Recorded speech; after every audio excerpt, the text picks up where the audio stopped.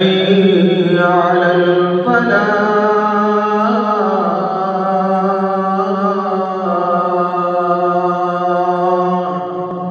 کی جائے تو بلند آواز سے سبحان اللہ کہا کریں، اس کا آپ کو زیادہ فائدہ ہوگا۔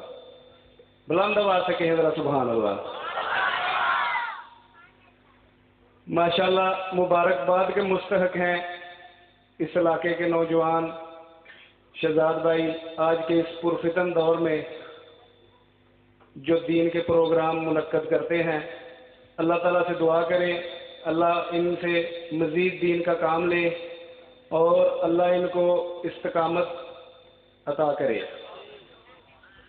دین کے راستے میں بڑی تکلیفیں، بڑی پریشانیاں آتی ہیں، اللہ تعالیٰ ان کا حامی و ناصر ہو اور اللہ تعالیٰ ان کی مدد کرے۔ اور آپ سب ساتھیوں کا بھی یہاں پر آنا اس بات کی دلیل ہے کہ لوگ قرآن و حدیث کو سننا چاہتے ہیں۔ آج بلدیاتی الیکشن کا دورہ ہے، آپ سب جانتے ہیں، مختلف علاقوں میں ڈول ڈمکے چڑھ رہے ہیں، کوئی کسی قسم کے پروگرام کرا رہا ہے، کوئی کسی قسم کے پروگرام۔ تو اس گئے گزرے دور میں ان نوجوانوں نے یہ پروگرام منعقد کیا ہے اور آپ سب ساتھی تشریف لائے ہیں سردی کی رات میں۔ اللہ تعالیٰ آپ سب کا آنا قبول فرمائے اور ہم سب کو اللہ تعالیٰ استقامت عطا فرمائے۔ استقامت کے حوالے سے ایک دو بات آپ کی خدمت میں گوش گزار کرنا چاہتا ہوں۔ اللہ کے رسول صلی اللہ علیہ وسلم نے ہر موقع پہ استقامت کا درس دیا اپنے ساتھیوں کو، چاہے وہ دعوت و تبلیغ کا میدان ہو، چاہے وہ جہاد و قتال کا میدان ہو، اور خود اللہ کے نبی صلی اللہ علیہ وسلم نے ہر موقع پہ استقامت سے کام لیا ہے۔ میں لمبی چوڑی بات نہیں کرنا چاہتا، پہلے ہی کافی وقت ہو چکا ہے۔ فضیلت الشیخ محترم اشرف شہزاد سلفی صاحب بھی بیٹھے ہوئے ہیں، بس ایک بات کر کے اپنی بات کو ختم کروں گا اور ان کو دعوت دوں گا۔ اللہ کے رسول صلی اللہ علیہ وسلم کو جب گھاٹی میں بند کر دیا گیا تو کتنی بڑی استقامت اللہ کے نبی صلی اللہ علیہ وسلم نے دکھائی۔ 3 سال تک اللہ کے رسول صلی اللہ علیہ وسلم گھاٹی میں بند رہے، پتے کھا کے گزارا کرتے تھے اللہ کے نبی اور آپ کے بچے۔ اچکے بدماش قسم کے لوگ تو مکہ دانا پانی کھا سکتے تھے، لیکن اللہ کے رسول صلی اللہ علیہ وسلم اور آپ کے بچے پتے کھا کے گزارا کرتے رہے۔ کتنی بڑی استقامت دکھائی اللہ کے رسول صلی اللہ علیہ وسلم نے۔ جب آپ کے چچا نے بھی آپ کا ساتھ چھوڑ دیا، فرمایا اے اللہ کے رسول جہاں بھی لگا ہے لگا رہنے دو، تو آپ نے کہا نہیں میرے چچا، مجھے آپ کا یہ مشورہ منظور نہیں، میں اللہ کی دعوت دوں گا، دین کا کام کروں گا، یا میرے جسم سے میری جان نکل جائے گی یا اللہ کا دین غالب آ جائے گا۔ تو اس بات کو کسی شاعر نے کیا خوب نقشہ کھینچا ہے۔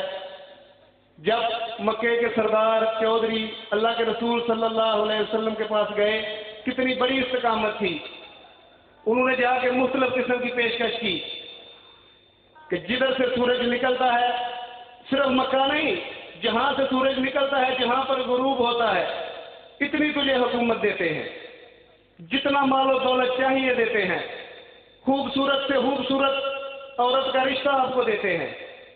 یہی 3 چیزیں انسان کی کمزوری ہوتی ہیں نا۔ تو اللہ کے رسول صلی اللہ علیہ وسلم نے کیا جواب دیا تھا ان کو، تو اس کا کیا نقشہ کسی شاعر نے کھینچا ہے۔ آپ نے فرمایا میرے ہاتھوں میں لا کے چاند سورج بھی اگر رکھ دو، میرے ہاتھوں میں لا کے چاند سورج بھی اگر رکھ دو، میرے پاؤں تلے روئے زمین کا مال و زر رکھ دو، خدا کا کام ہے میں ہرگز رہ نہیں سکتا، یہ بت جھوٹے ہیں ان کو سچا کہہ نہیں سکتا، گر میں سچا ہوں تو میرے لیے میرا خدا بس ہے، گر میں سچا ہوں تو میرے لیے میرا خدا بس ہے، کسی امداد کی نہ حاجت بس اس کی رضا بس ہے، راضی ہو تو اللہ راضی ہو۔ تو اس لیے میرے محترم بھائیوں، دین کا کام کرنے میں بڑی پریشانیاں، بڑی مشکلیں آتی ہیں، تو ہمیں بھی ثابت قدمی سے اور اللہ کی مدد سے، اور جو بھائی ایسے پروگرام کرواتے ہیں وہاں پہ شرکت کر کے ان کی حوصلہ افزائی کرنی چاہیے، اللہ تعالیٰ سے دعا ہے کہ اللہ ان جوانوں سے مزید دین کا کام لے اور اللہ ہم سب کو دین پر عمل کرنے کی توفیق عطا فرمائے۔ اب میں بلا تاخیر دعوت خطاب دیتا ہوں فضیلت الشیخ حافظ اشرف شہزاد سلفی صاحب کو کہ وہ آپ سے مخاطب ہوں۔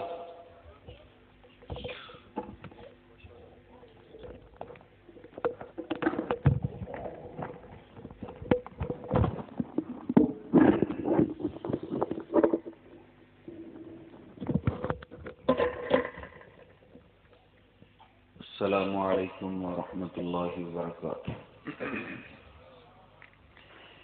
إن الحمد لله نحمده ونستعينه ونستغفره ونؤمن به ونتوكل عليه ونعوذ بالله من شرور أنفسنا ومن سيئات أعمالنا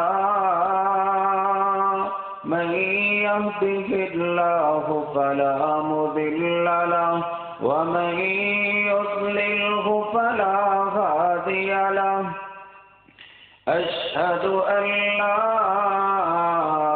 إله إلا الله وحده لا شريك له وأشهد أن محمدا عبده ورسوله أرسله الله بالحق بين يدي الساعة بشيرا ونذيرا من يطع الله ورسوله فقد رشد واهتدى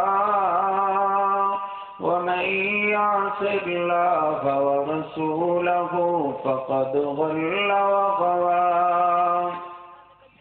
يا أيها الذين آمنوا اتقوا الله حق تقاته ولا تموتن إلا وأنتم مسلمون اللهم صل على محمد وأزواجه وذريته كما صليت على آل إبراهيم وبارك على محمد وأزواجه وذريته كما باركت على آل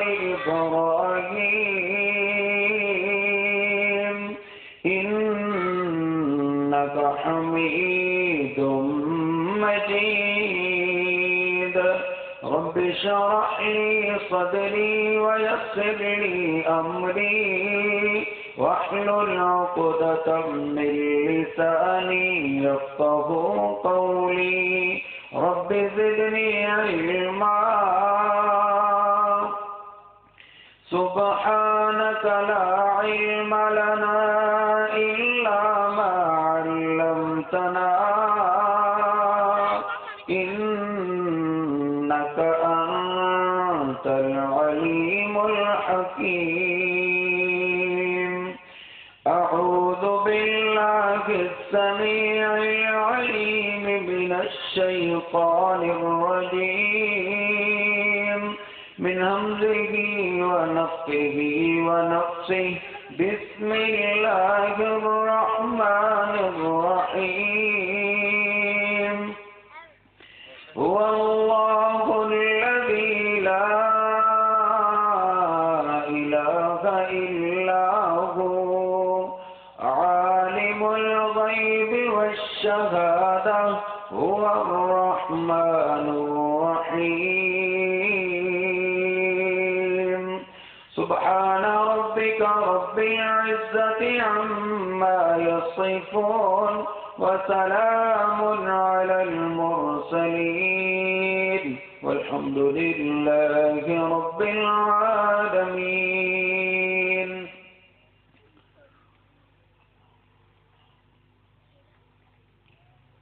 سب سے پہلے ایک بات آپ نے مکمل درس کے اندر یاد رکھنی ہے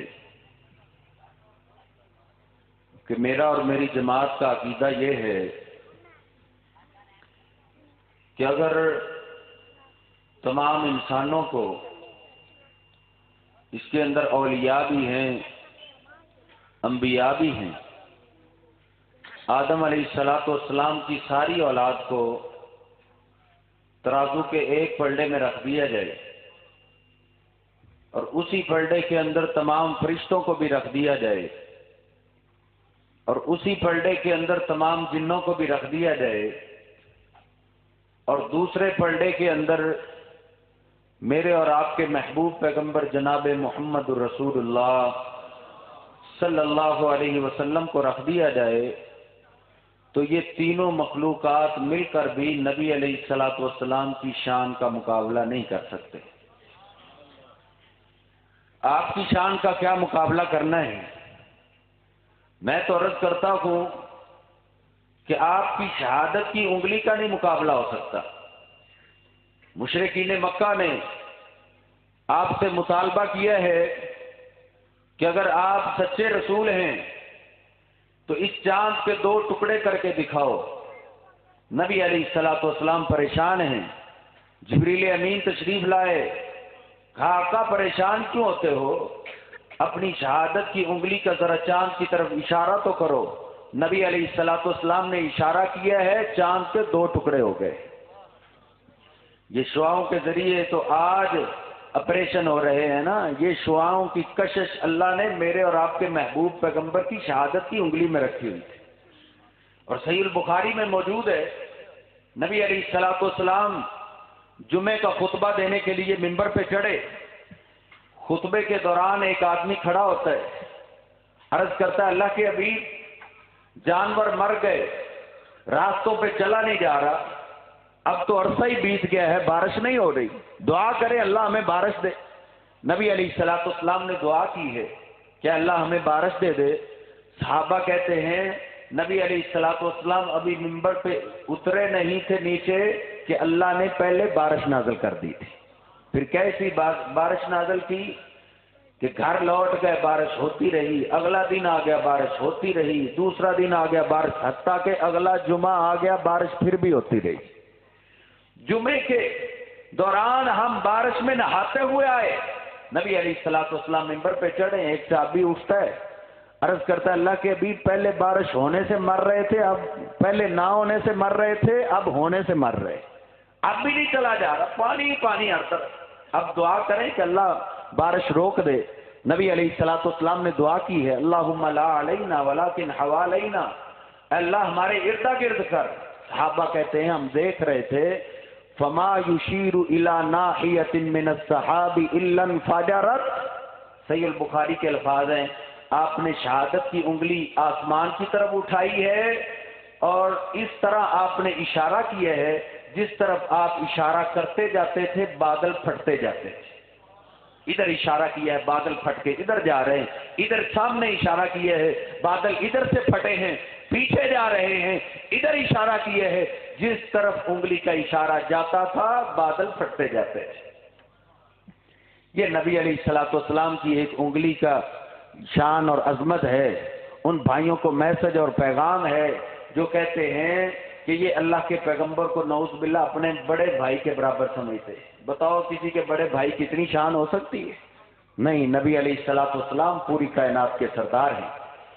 تو اصل جو عنوان میرے ذمہ لگایا گیا ہے، جو آیہ مبارکہ میں نے تلاوت کی ہے کہ هو اللہ الذی لا الہ الا ہو، اللہ ہی وہ ذات ہے جس کے علاوہ نہ کوئی عبادت کے لائق ہے نہ مشکل کشا ہے۔ مشکل حل کرنے والا بھی اللہ ہے، عبادت کے لائق بھی اللہ ہے۔ کیوں؟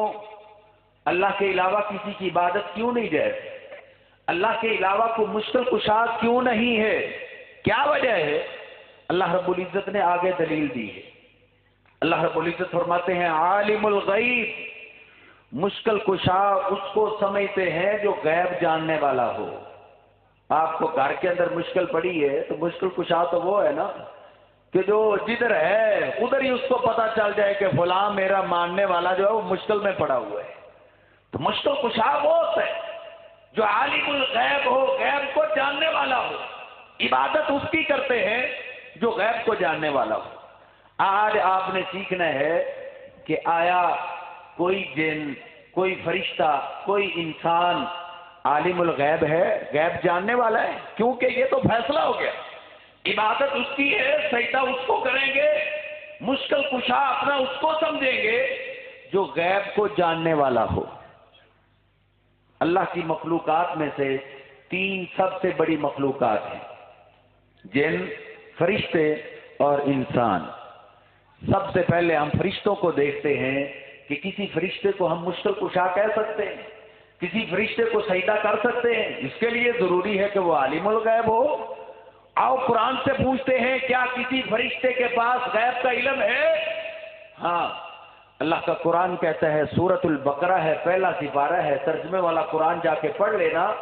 اللہ رب العزت نے سیدنا آدم علیہ السلام کو پیدا کیا ہے، اور پیدا کرنے کے بعد چند چیزیں آدم علیہ السلام کے سامنے رکھ دی ہیں، اور ایک ایک چیز کے نام جو ہے وہ آدم علیہ السلام کو سکھا دیے. جانتے بچے کو یہ واقعہ یاد ہے، بچپن سے ہم سنتے آئے ہیں، آدم علیہ السلام نے وہ نام یاد کر لیے ہیں. جب آدم علیہ السلام کو نام یاد ہوئے ہیں، اللہ رب العزت نے وہ چیزیں اور آدم علیہ السلام کو فرشتوں کے سامنے کر دیا ہے.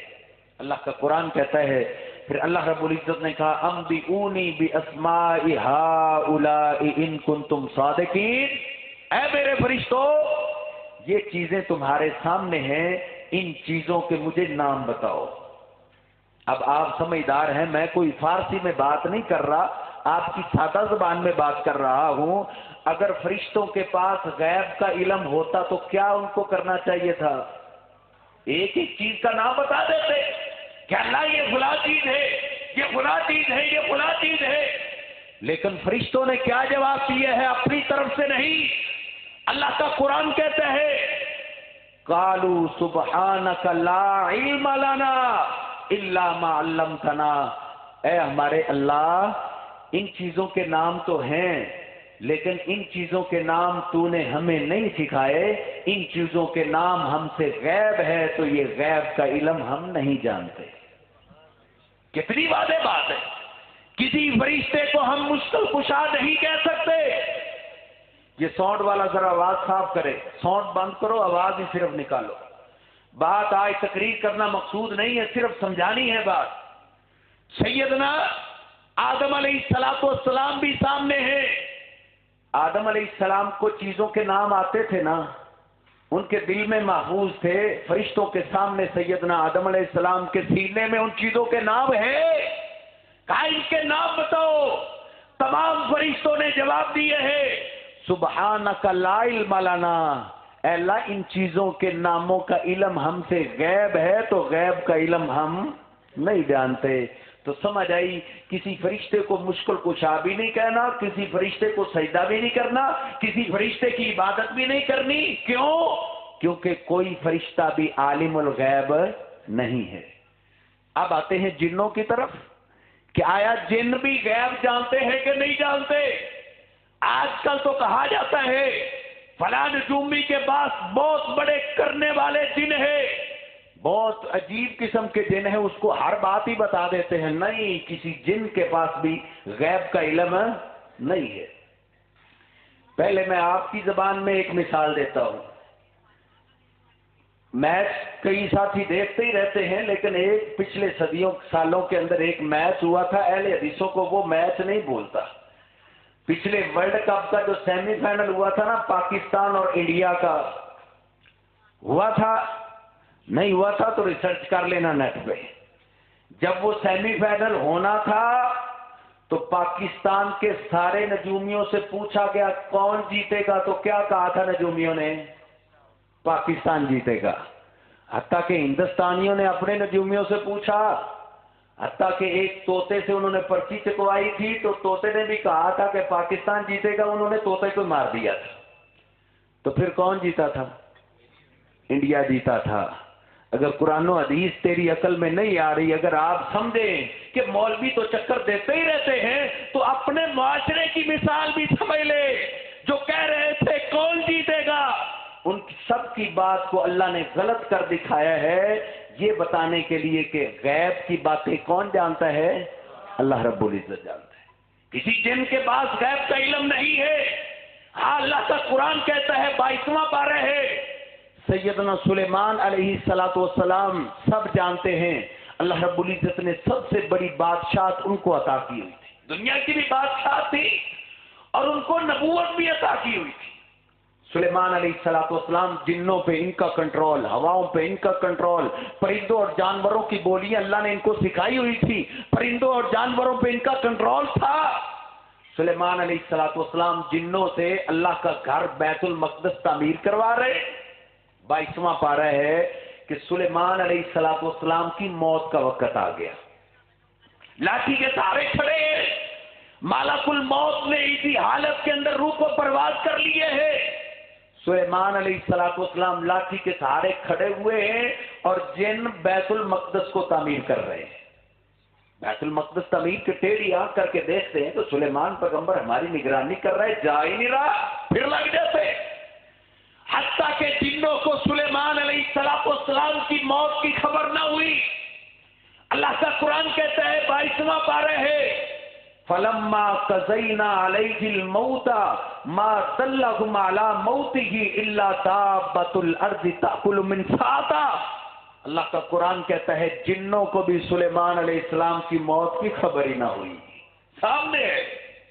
سامنے سلیمان علیہ السلام بہت ہو چکے ہیں، جنوں کو پتہ نہیں چلا، پتہ چلا نا کہ غیب کا علم کس کے پاس ہے، حتیٰ کہ ان کو پتہ کیسے چلا؟ اللہ کا قرآن کہتا ہے تأکل من ساعتا، زمین کا کیڑا جو دیمک ہے نا، اس نے سلیمان علیہ السلام کی لاٹھی کو کھانا شروع کر دیا ہے، نیچے سے گھن لگا ہے، نیچے سے دیمک نے کھایا ہے، لاٹھی کمزور ہوئی ہے، تو سیدنا سلیمان علیہ السلام کا جسم مبارک زمین پہ آ گیا ہے، لاٹھی ٹوٹ گئی ہے۔ جو ہی سلیمان علیہ السلام گرے ہیں، فوراً جن چیخے ہیں، چلائے ہیں، انہوں نے کیا کہا؟ اَلَّوْ كَانُوا يَعْلَمُونَ الْغَيْبَ مَا لَبِثُوا فِي الْعَذَابِ الْمُهِينِ۔ اللہ کی قسم قرآن مجید کے الفاظ ہیں، جنہوں نے کہا ہائے کاش ہم غیب جانتے ہوتے تو ہم اس مصیبت میں کبھی نہ پڑتے۔ ہم نے تو سمجھا تھا سلیمان ہماری نگرانی کر رہا، دیکھو دیکھو لاٹھی کو گھن نے کھایا ہے، گھن لگا ہے، دیمک نے کھایا ہے، لاٹھی ٹوٹی ہے تو سلیمان پیغمبر کی موت کی خبر ہوئی ہے۔ تو کیا سمجھ آئی ہے؟ کسی جن کے پاس بھی غیب کا علم نہیں ہے۔ فرشتے کی بھی آپ عبادت نہیں کر سکتے، عبادت کریں، دلائل لے کے آئے۔ ہمیں لڑنا نہیں آتا، ہمیں گالیاں نہیں آتی، ہمیں تو دلائل سے مقابلہ کرنا آتا ہے۔ اگر جن یا فرشتے کی عبادت ہے تو لاؤ ایک دلیل کہ کسی جن یا کسی فرشتے کے پاس غیب کا علم ہو۔ نہیں ہے غیب کا علم، غیب کا علم نہ جن کے پاس ہے نہ فرشتوں کے پاس ہے۔ ہاں آ جاتے ہیں اب انسانوں کی طرف کہ چلو کسی انسان کی تو عبادت ہو سکتی ہے، کسی انسان کو تو مشکل کشا کہہ سکتے ہیں، ہاں تو ان کو بھی مشکل کشا کہہ سکتے ہیں، ان کی بھی عبادت کر سکتے ہیں، لیکن شرط یہ ہے آپ کو دلائل دینے پڑیں گے، ثابت کرنا پڑے گا کہ آیا ان کے پاس غیب کا علم ہے۔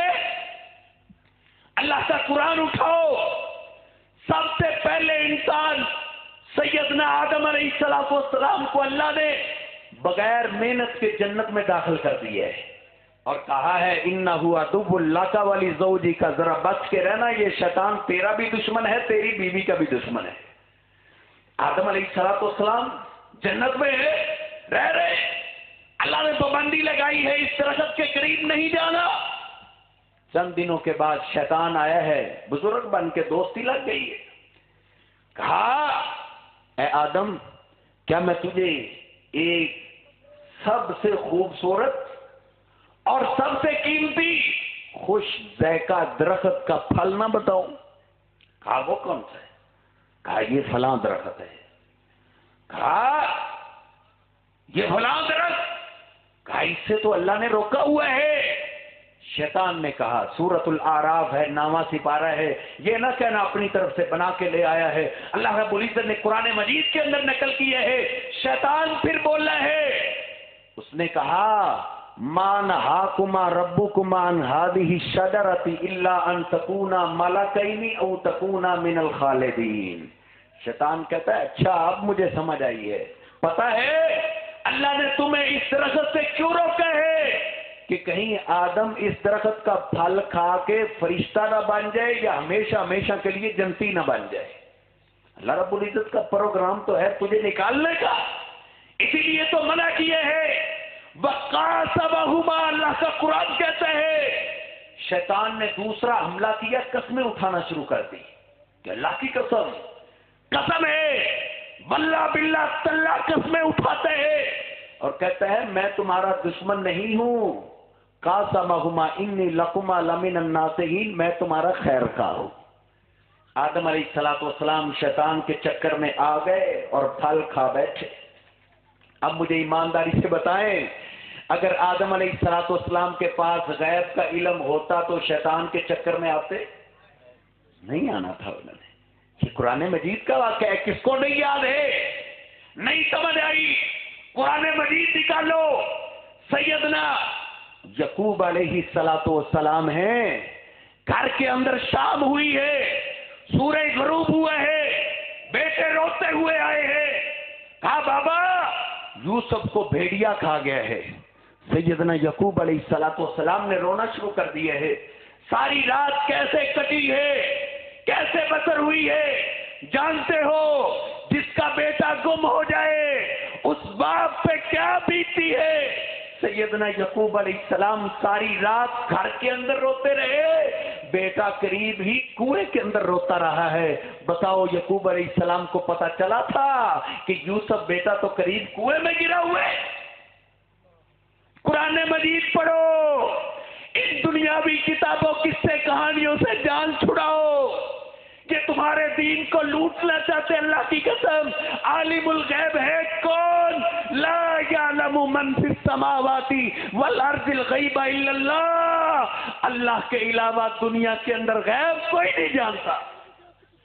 یعقوب علیہ السلام کے پاس قریب بیٹا کنویں میں گرا ہے، رو رہا ہے. یعقوب علیہ السلام کو پتہ نہیں چلا تھا، نبی بھی نہیں سمجھے تو سیدنا یوسف علیہ السلام وہ بھی تو پیغمبر تھے نا. ان کو بھی زلیخا لے کے جا رہی ہے، دروازوں پہ دروازے بند کرتی جا رہی ہے. بتاؤ کس لیے لے کے جا رہی تھی؟ بے حیائی کے لیے؟ تو کیا یوسف علیہ السلام کو باہر پتہ چل گیا تھا کہ مجھے اس کام کے لیے لے جایا جا رہا ہے؟ بتاؤ خان، اگر اس کام کے لیے لے جایا جا رہا ہے تو پھر پیغمبر چلا جائے گناہ کے راستے میں تو پیغمبر کی اس سے بڑی توہین کوئی ہے ہی نہیں. یہ تو سب سے بڑی توہین ہے. اللہ کا کوئی بھی پیغمبر کسی گناہ کے راستے پہ نہیں چلتا. ہاں یوسف علیہ السلام گئے ہیں، صاحب کیوں گئے ہیں پتہ نہیں چلا تھا، اس کے چکر میں آ چکے تھے، وہ دھوکہ دے رہی تھی، پتہ نہیں تھا اس کے دل کے بھیتوں کا کہ یہ اندر جا کے مجھ سے کیا کرنا چاہتی ہے. وہ تو جب سارے دروازے بند ہوئے ہیں، گناہ کی دعوت دی ہے، تو پھر یوسف علیہ السلام کی آنکھ کھلی ہے. اس نے گناہ کی دعوت دی ہے، یوسف علیہ السلام کی اس وقت آنکھ کھلی ہے. فوراً زبان سے نکلا ہے معاذ اللہ، آئے میرے اللہ اب تو دروازے بند ہو چکے ہیں، اے اللہ تیرے علاوہ مجھے یہاں سے بچانے والا کوئی نہیں ہے. اللہ رب العزت نے کہا یوسف دروازے بند ہے، کوئی بات نہیں، دوڑ لگانا آپ کا کام ہے، دروازے پہ بعد میں پہنچو گے، اللہ دروازہ پہلے ہی کھول دے گا. کسی پیغمبر کے پاس غیب کا علم نہیں ہے. یعقوب ابراہیم علیہ السلام کو جانتے ہیں نا آپ؟ اللہ رب العزت کا حکم ملا ہے خواب کے ذریعے کہ اپنے بیٹے کو ذبح کر دو. اپنے بیٹے کو لے جا رہے ہیں ذبح کرنے کے لیے. ابراہیم علیہ السلام چھری کو تیز کر کے لے جا رہے ہیں. بیٹے کے آنکھوں پہ پٹی باندھی ہے، اپنی آنکھوں پہ پٹی باندھی ہے. مجھے بتاؤ ایمانداری سے، دونوں پیغمبر ہیں، دونوں کو پہلے پتا ہے کہ یہ تو سارا ڈرامہ ہے، یہ تو ذبح ہونا ہی نہیں؟ پتا ہے پہلے؟ اگر یہ پتا ہو تو یہ پیغمبروں کی توہین ہے، پھر تو امتحان ہے ہی نہیں. یہ تو پہلے ہی پتا تھا ان کو. نہیں، امتحان ہی تب بنتا ہے جب یہ یقین مانا جائے کہ غیب کسی پیغمبر کے پاس نہیں ہے. غیب تو اللہ رب العزت جانتا ہے. قرآن مجید کھولو اور قرآن مجید ترجمے کے ساتھ پڑھا کرو. سلیمان علیہ السلام نے حاضری لگائی ہے. وَتَفَقَّدَ الطَّيْرَ فَقَالَ مَا لِيَ لَا أَرَى الْهُدْهُدَ أَمْ كَانَ مِنَ الْغَائِبِينَ. کہا کدھر ہو؟ کہا ادھر ہی ہے. کہا ہدہد نظر نہیں آ رہا، واقعی غیب ہے یا مجھے نہیں دکھائی دے رہا؟ کہا جی غیب ہی ہے. کہا پھر اس کو آنے دو ذرا، سخت ترین سزا دوں گا.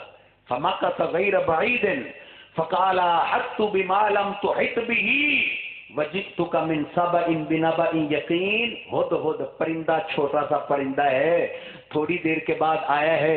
سلیمان پیغمبر اس پہ غصے ہو چکے تھے. پوچھتے ہیں کہاں سے آیا ہے؟ ہدہد کہتا ہے اے سلیمان پیغمبر میں تیرے پاس وہ خبر لے کے آیا ہوں جس خبر کا آپ کو علم ہے ہی نہیں. ہدہد کیا کہتا ہے؟ یہ قرآن مجید ہے، 20واں سپارہ ہے، آخری پاؤ ہے، جا کے ترجمے والا قرآن پڑھ لینا، سورہ نمل ہے. ہدہد نے کیا کہا ہے؟ اے سلیمان وہ خبر لے کے آیا ہوں جس خبر کا علم تیرے پاس ہے. ایک چھوٹے سے پرندے کو پتا ہے کہ اللہ کے پیغمبر کے پاس بھی غیب کا علم نہیں ہے. تو آج ہم کیسے کہتے ہیں جی ہمارے بزرگوں کی تو بلیاں بھی غیب جانتی ہیں؟ نہیں، یہ دھوکہ دیا جا رہا ہے، یہ آپ کے ایمانوں کو لوٹا جا رہا ہے. دنیا کے اندر اللہ کے علاوہ غیب کوئی نہیں جانتا. سارے پیغمبروں کی بات کریں گے تو بات لمبی ہو سکتی ہے. آؤ دو جہانوں کے سردار کی بات کر لیتے ہیں جس سے اعلیٰ اور افضل تو اللہ نے کائنات کے اندر بنایا ہی نہیں ہے. نبی علیہ السلام ایک دفعہ حجرہ عائشہ میں مسکراتے ہوئے داخل ہوئے ہیں. ماں عائشہ پوچھتی ہیں اللہ کے حبیب اللہ آپ کو مسکراتا ہی رکھے، ہنسنے کی وجہ کیا ہے؟ کہا دروازے سے ابھی ابھی جبریل پلٹا تھا اور واپس جاتے ہوئے مجھے کہہ کے جا رہا تھا قلبت مشارق الارض ومغاربها ولم ارى افضل من محمد. اے اللہ کے رسول جب سے اللہ نے کائنات کو بنایا ہے میں نے مشرق و مغرب شمال جنوب پوری دنیا کا سروے کیا ہے، لیکن آپ سے افضل اللہ نے اپنی مخلوقات میں پیدا ہی نہیں کیا ہے. جس کی شان اتنا ہے، مقام اتنا ہے. آؤ اس کے بارے میں دیکھ لیتے ہیں کہ ان کے پاس غیب کا علم تھا. اگر ان کے پاس تھا تو پھر تو باقیوں کے بارے میں سوچا جا سکتا ہے. آؤ ان کو دیکھ لیتے ہیں. اللہ کا قرآن کہتا ہے قُلْ لَا أَقُولُ لَكُمْ عِنْدِي خَزَائِنُ اللَّهِ وَلَا أَعْلَمُ الْغَيْبَ. 7واں سپارہ کہہ دو میں غیب نہیں جانتا. لا اعلم الغیب میں غیب نہیں جانتا. آپ سوچیں گے، میں بھی سوچوں گا، باقی بھی سوچیں گے کہ اللہ کے پیغمبر غیب نہیں جانتے تھے تو آدم علیہ السلام کا قصہ آپ نے کیسے سنا دیا؟ وہ تو آپ نے دیکھا نہیں. ابراہیم علیہ السلام کی داستان اللہ کے پیغمبر نے کیسے بیان کر دی؟ نوح علیہ السلام کا قصہ کیسے بیان ہوا؟ پہلے اتنے پیغمبروں کی کہانی کیسے آئی ہے؟ اگر اللہ کے پیغمبر کے پاس غیب کا علم نہیں تھا تو آپ نے کیسے بتایا عمر فاروق شہید ہو جائیں گے؟ کیسے بتایا علی کو بھی شہید کر دیا جائے گا؟ کیسے بتایا جناب حسین کو کربلا کے میدان میں شہید کر دیا جائے گا؟ اگر اللہ کے پیغمبر کے پاس غیب کا علم نہیں تھا تو قیامت کے حالات آپ نے کیسے بتائے ہیں؟ کیسے بتایا ہے کہ سورج اتنا قریب ہو جائے گا، گرمی کی شدت آ جائے گی، ایک حوض کوثر مجھے مل جائے گا، جہنم پہ پل صراط رکھ دی جائے گی، پہلا گروہ جنت میں داخل کر دیا جائے گا. جس کے چہرے 14ویں رات کے چاند کی طرح چمکتے ہوں گے وہ ابھی واقعات رونما تو ہوئے نہیں تو اللہ کے پیغمبر نے کیسے سنا دیا؟ یہ ایک لمحے کے اندر میں نے تمہارے سامنے سارے دلائل رکھ دیے ہیں جو لوگ کہتے ہیں کہ اللہ کے پیغمبر کے پاس بھی غیب کا علم ہے. اللہ رب العزت کو تو پتا تھا نا ساری صدیوں کا. اللہ کے پاس تو علم ہے. اللہ رب العزت کو علم تھا کہ قیامت کے قریب ایسے ایسے لوگ پیدا ہو جائیں گے. اللہ نے اس سوال کا جواب آگے ہی دے دیا ہے کہ کہو لا اعلم الغیب میں غیب نہیں جانتا. تو پھر غیب کی خبریں کیسے دی ہیں؟ اللہ فرماتے کہہ دو ان اتبع الا ما یوحى الی میں تمہیں صرف وہ بتاتا ہوں جو اللہ مجھے بتاتا ہے. یہ ساری داستانیں، ساری غیب کی خبریں اللہ کے پیغمبر نے کیسے دی ہیں؟ اللہ رب العزت نے وحی کے ذریعے کہا ہے تو اللہ کے پیغمبر نے بتا دی ہے. اللہ کے پیغمبر بذات خود غیب کا علم نہیں جانتے تھے، نہیں سمجھ آئی. اللہ کا قرآن کہتا ہے اے میرے محبوب پیغمبر یہ بھی کہو وَلَوْ كُنْتُ أَعْلَمُ الْغَيْبَ لَاسْتَكْثَرْتُ مِنَ الْخَيْرِ وَمَا مَسَّنِيَ السُّوءُ۔ او کائنات کے لوگوں، اگر میں غیب جانتا ہوتا تو ساری بھلائیاں اکٹھی کر لیتا اور مجھے کوئی تکلیف آتی نہ، کوئی بھی تکلیف نہ آتی۔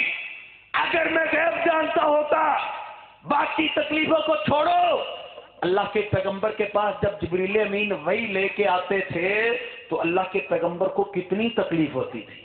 ماں عائشہ فرماتی ہیں جب اللہ کے پیغمبر کے پاس جبریل امین وحی لے کے آتے تھے نا، فی یوم شدید البردی، ماں عائشہ فرماتی ہے حالانکہ سخت ترین سردی کا موسم ہوتا تھا، جب جبریل امین وحی دے کے واپس جاتے تھے وَإِنَّ جَبِينَهُ لَيَتَفَسَّدُ عَرَقًا، اللہ کے پیغمبر کی پیشانی سے پرنالے کی طرح پسینہ بہ رہا ہوتا تھا۔ سخت سردی کے موسم میں پسینہ کب آتا ہے؟ جب مشقت آتی ہے۔ نہیں سمجھ آئی؟ سیدنا زید بن ثابت بیان کرتے ہیں کہ اللہ کے پیغمبر کی ایک جانب میں بیٹھا تھا، اللہ کے پیغمبر کی ران میری ران کے اوپر تھی، اس اوحی الیہ، اچانک اسی کیفیت میں اللہ کے پیغمبر پہ وحی کی کیفیت طاری ہو گئی، وحی کی کیفیت طاری ہوئی ہے۔ کہتے ہیں اللہ کے پیغمبر کی ران اتنی بھاری ہوگی، اتنی بھاری، تقاد رجلی تنکسر، حتیٰ کہ مجھے یقین ہو گیا کہ آج میری ٹانگ ٹوٹ جائے گی۔ اللہ کے پیغمبر کو اتنا بوجھ برداشت کرنے کی کیا ضرورت تھی؟ مسند احمد اور طبرانی کے اندر میں نے ایک روایت پڑھی ہے، کاتب وحی عبداللہ ابن عمر بن عاص رضی اللہ تعالیٰ عنہ بیان کرتے ہیں کہ میں نے ایک دفعہ اپنے محبوب پیغمبر سے پوچھا حل تحس بالوحی یا رسول اللہ، اے اللہ کے حبیب میرے ماں باپ آپ پہ قربان ہو جائیں، کیا جب جبریل امین آپ کے پاس وحی لے کے آتے ہیں آپ کو تکلیف ہوتی ہے؟ عرض کرتے ہیں تو اللہ کے پیغمبر کی آنکھوں میں آنسو نکل آئے۔ آپ نے کہا عبداللہ ما من مرۃ یوحا الی الا ظننت ان نفسی تقبض، کئی دفعہ تو مجھے اتنی تکلیف ہوتی ہے کہ مجھے خطرہ لاحق ہو جاتا ہے کہ آج میری جان نکل جائے گی۔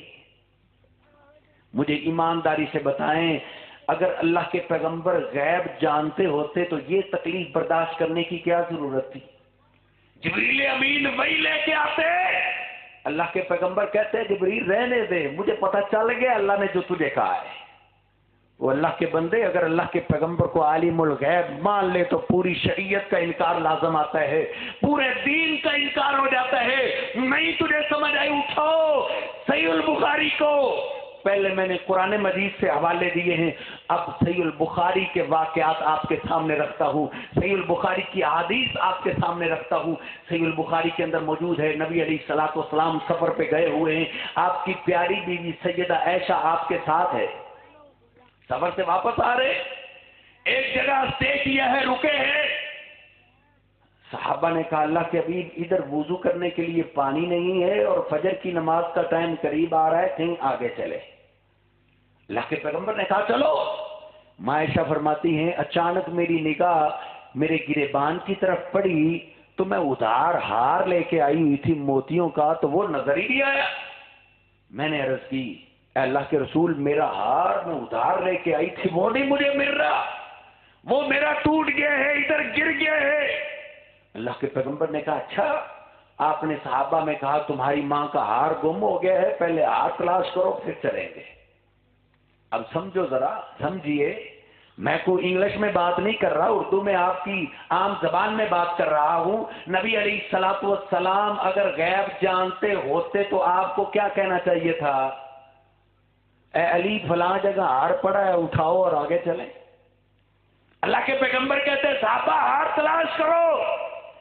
اللہ کے پیغمبر سیدہ عائشہ کی گود میں سر رکھ کے سو گئے ہیں، صحابہ ہار تلاش کرتے رہے لیکن صحابہ کو ہار نہ ملا۔ صحابہ اکٹھے ہو کے گئے ابوبکر صدیق کے پاس، کہا آپ کی بیٹی کا ہار گم ہوا ہے، فجر کی نماز قریب آ رہی ہے، پانی ہے نہیں، وضو کہاں سے کریں گے، ہماری نماز جائے گی تیری بیٹی کے ہار کی خاطر۔ سیدنا ابوبکر صدیق جلدی سے غصے میں آئے، دیکھا اللہ کے پیغمبر گود میں سوئے ہوئے ہیں. ماں عائشہ فرماتی ہیں آہستہ آہستہ سے میرے والد صاحب نے مجھے ڈانٹنا شروع کیا ہے, اونچی بولتے بھی نہیں کہ کہیں محبوب پیغمبر کی نیند خراب نہ ہو جائے. کہتی ہے مجھے میرے بابا نے ایک مکہ بھی مارا لیکن میں نے اپنے جسم کو ہلایا نہیں کہ میرے محبوب پیغمبر کی نیند خراب نہ ہو جائے. دونوں کو محبوب پیغمبر کا کتنا خیال ہے. کہا ایسا تیری وجہ سے لوگوں کی فجر کی نماز رہ جائے گی. ابوبکر صدیق ڈانٹتے ہوئے واپس گئے ہیں. اللہ نے قرآن نازل کر دیا ہے. اللہ رب العزت نے قرآن نازل کیا ہے میرے محبوب پیغمبر فَإِن لَّمْ تَجِدُوا مَاءً فَتَيَمَّمُوا صَعِيدًا طَيِّبًا. حوالہ غلط ثابت کرو, جو مرضی سزا دو, سزا لینے کے لیے تیار ہوں. اگر حوالہ ٹھیک ہے تو ہم کچھ بھی نہیں مانگتے, ہم کہتے ہیں اپنے عقائد کی اصلاح کر لو, اپنے عقائد کی اصلاح کر لو. کہ تمہاری دولتوں کو بھی لوٹنے والے ہیں, تمہارے ایمانوں کو بھی لوٹنے والے ہیں. اللہ نے قرآن نازل کیا ہے. کہا میرے محبوب پیغمبر اگر پانی نہیں مل رہا کوئی بات نہیں, پاک مٹی سے تیمم کر کے نماز پڑھ لو, میں پھر بھی قبول کر لوں گا. حالانکہ آسان کام تو یہ نہیں تھا کہ اللہ رب العزت کہہ دیتے کہ میرے محبوب پیغمبر فلاں جگہ ہار پڑا ہے اٹھاؤ اور آگے چلو. لیکن نہیں, اللہ کو تو پتا تھا نا ساری صدیوں کا. اللہ نے کہا پانی نہیں مل رہا مٹی سے تیمم کر لو لیکن ہار خود ہی تلاش کرو تاکہ ساری صدیوں کے لوگوں کو پتا چل جائے اللہ کے علاوہ عالم الغیب کوئی نہیں ہے. مٹی کے ساتھ صحابہ نے تیمم کیے ہیں, نماز پڑھی ہے. نماز پڑھنے کے بعد ذکر اذکار میں بیٹھے ہیں, سورج نکل آیا ہے.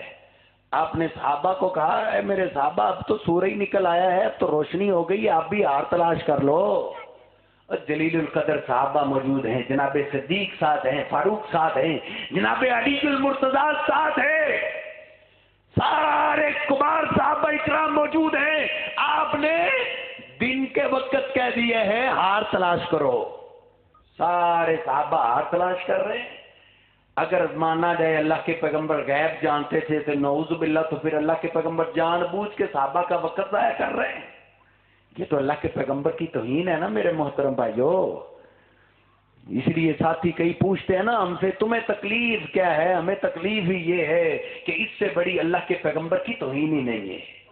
یہ سب سے بڑی توہین ہے.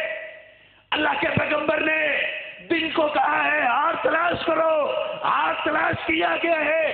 اللہ کی قسم صحیح البخاری اٹھا لو, ہار نہیں ملا. آپ نے عائشہ کو کہا عائشہ تیرا ہار کہیں پیچھے گر گیا ہوگا, اب تو دن ہو گیا ہے, دن کو بھی ہار نہیں ملا. کہا چلو ٹھیک ہے.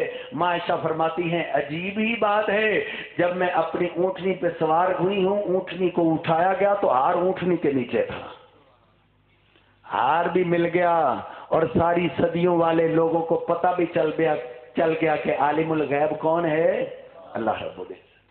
اللہ کے پیغمبر اور کسی صحابی کے پاس غیب کا علم نہیں ہے, ابھی بھی نہیں سمجھے. تو سیدہ عائشہ پہ تہمت لگی ہے, کون نہیں جانتا, ماں عائشہ پہ تہمت لگی ہے. ماں عائشہ فرماتی ہے جب مجھے پتا چلا ہے بقیت اللیلتین و یومن, شام کو پتا چلا تو میں ساری رات ہی روتی رہی. اگلا دن ہو گیا پورا دن روتی رہی, اگلی رات بھی روتی رہی, حتیٰ کہ مجھے یقین ہو گیا میرا رونا مجھے مار دے گا. مدینے میں کوہرام مچ چکے ہیں, اللہ کے پیغمبر علیہ السلام پریشان ہے, نبی علیہ السلام کی بیوی پہ تہمت لگ گئی ہے. اللہ کے پیغمبر بار بار کئی صحابہ سے مشورے لے رہے ہیں, میری بیوی کے بارے میں مشورے دو. آپ نے اپنی پاک کی بیویوں سے مشورے لیے ہیں. اللہ کے نبی علیہ السلام بھی پریشان ہے, پورے مدینے میں کوہرام مچ چکے ہیں, منافقین افواہیں اڑاتے چلے جا رہے ہیں, حتیٰ کہ 50 دن گزر گئے ہیں.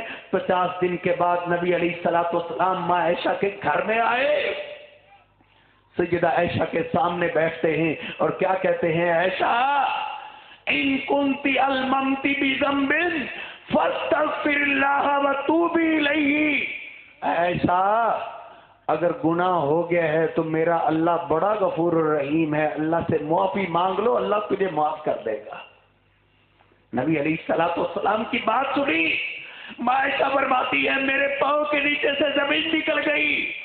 اچانک میری زبان سے چیخ نکلی اور میں نے کہا اللہ کے حبیب اگر میں کہوں کہ میں نے یہ گناہ نہیں کیا تو میری کوئی بات نہیں مانے گا، اگر میں کہوں گناہ کیا ہے تو سب مان لیں گے، لیکن میرا اللہ جانتا ہے کہ میں نے یہ گناہ نہیں کیا۔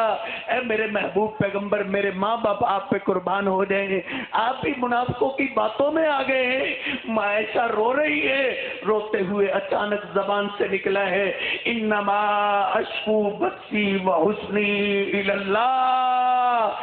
اللہ کے بھی اگر آپ بھی مجھ پہ شک کرتے ہیں تو پھر میں اپنے شکوے اللہ کے آگے ہی رکھتی ہوں۔ واللہ المستعان علی ما تصفون، میرا اللہ میرے لیے کافی ہے، میرا اللہ ہی مددگار ہے۔ اور مرے ہوئے کو اپنا مشکل کشا کہنے والوں، دنیا سے جانے والوں کو، قبر کے نیچے پہنچنے والوں کو اپنا مشکل کشا کہنے والوں، میں تمہیں کیسے سمجھاؤں؟ ماں عائشہ کے سامنے دو جہانوں کا سردار بیٹھا ہے، ماں عائشہ نے اس کو نہیں کہا بلکہ کیا کہا ہے؟ واللہ المستعان، مددگار کون ہے، مشکل کشا کون ہے؟ مشکلوں کو حل کرنے والا ایک اللہ ہے۔ ماں عائشہ کی جب چیخ نکلی ہے، یہی چیز سیدھی عرش پہ ٹکرائی ہے، اللہ نے قرآن نازل کر دیا ہے۔ دو جہانوں کے سردار سامنے زندہ ہے، اور تمہیں کیسے سمجھاؤں؟ اور مرے ہوا کو اپنا مشکل کشا کہنے والوں، دو جہانوں کے سردار ہیں، جن سے بڑی عظمت اور شان کس کی ہو سکتی ہے؟ اللہ کے پیغمبر نے خود کہا تھا انا اول من یفتح له باب الجنہ۔ اللہ نے ایمانداروں کے لیے جو جنت تیار کی ہے نا، اس جنت کے اندر تو سارے انبیاء نے جانا ہے، لیکن اس جنت کا افتتاح اللہ نے مجھ سے کروانا ہے۔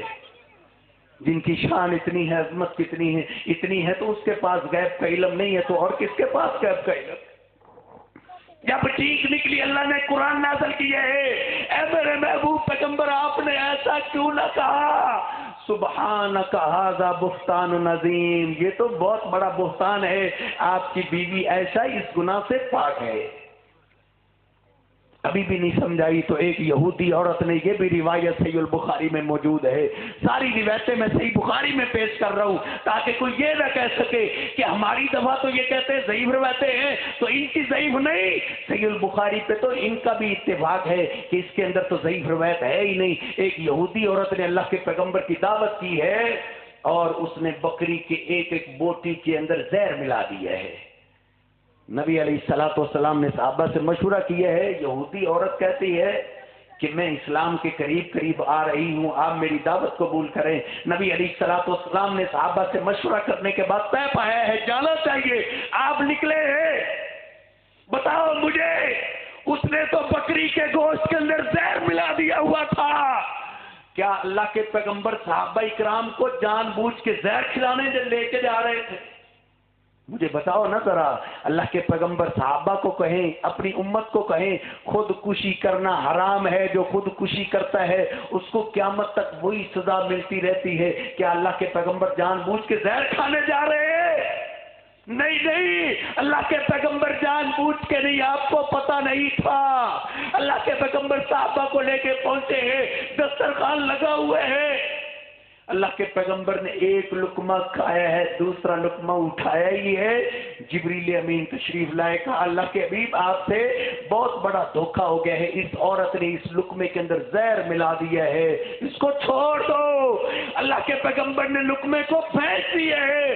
اللہ کی قسم، ایک سیابی چاند والے زیادہ کھا گیا تھا، وہ دسترخوان پہ تڑپ تڑپ کے شہید ہو جاتا ہے۔ کیا اللہ کے پیغمبر نے اس کو جان بوجھ کے مروایا تھا؟ وہ بتاؤ مجھے، وہ ہمیں کہتے ہو تمہیں کیا تکلیف ہے؟